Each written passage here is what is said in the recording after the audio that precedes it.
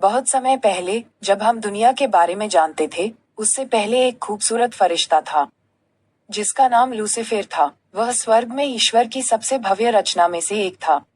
Lucifer अपनी प्रतिभा और सुंदरता के लिए जाना जाता था और उसकी शक्ल दीप्तिमान थी, जो ईश्वर के गौरवशाली प्रकाश को प्रतिबिंबित करती थी। लूसीफर कोई साधारण फरिश्ता नहीं था, वह सर्वोच्च रैंकिंग वाला था। उसके पास महान ज्ञान और शक्ति थी। वह पूजा का नेता था और था स्वर्ग में उनकी गहरी प्रशंसा हुई। उनकी भूमिका संगीत और स्तुति के माध्यम से भगवान की महिमा करने की थी। हालांकि लूसीफर में कुछ बदल गया।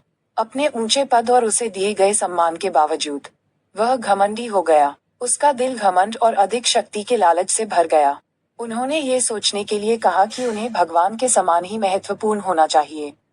लूसीफर चाहता था कि उसकी पूजा भगवान की तरह की जाए और ये इस रास्ते पर ले गई।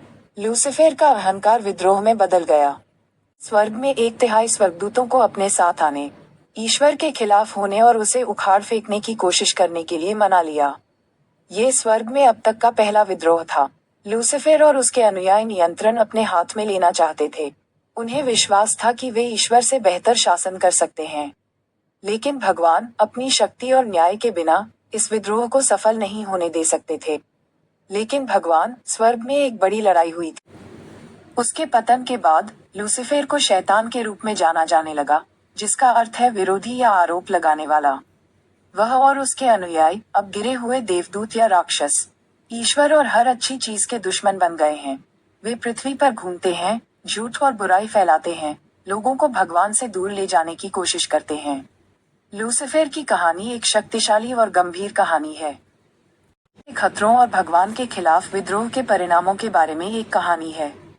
ये हमें याद दिलाती है कि सबसे सुंदर और प्रतिभाशाली प्राणी भी गिर सकते हैं यदि वे गर्व को अपने दिल पर हावी होने देते हैं। लूसीफर की स्वर्ग से गिरना हमें विनम्रता का महत्व और जो अच्छा और सही है उसके प्रति सच्चे रहने की आवश्यकता सिखाता है।